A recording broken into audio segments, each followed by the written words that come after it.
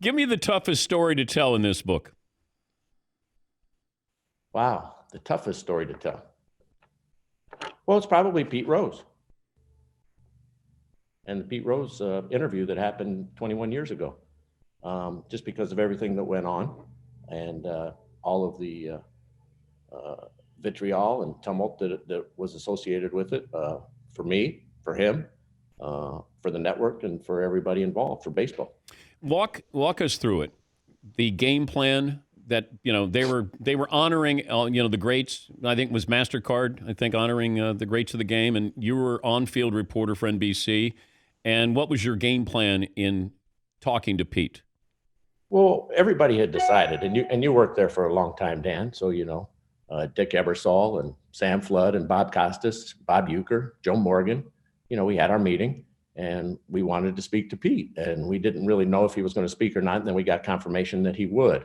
And so we all had a meeting and everybody agreed that, what the line of questioning had to be. It was the first time he'd been on the field in 10 years after having signed his own banishment away and hoping to be reinstated. But so far that had been unfulfilled.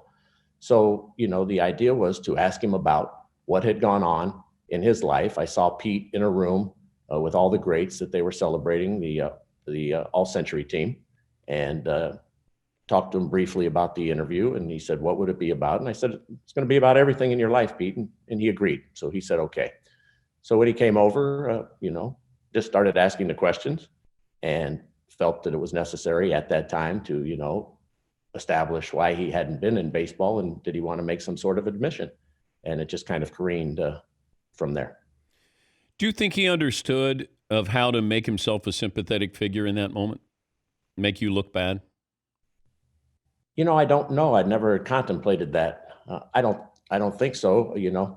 Believe it or not, Dan, after 21 years and everything that went on, I sat down with Pete Rose last week and did an interview, and we're going to have it on Fox on Sunday night, on Fox News on Sunday night at 10 o'clock, an hour special on Talking to Goats.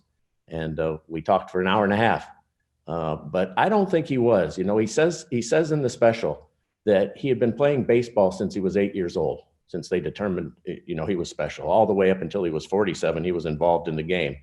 And he said it was just not in his best interest to come clean. First of all, he didn't think they had the evidence, even after they had the evidence.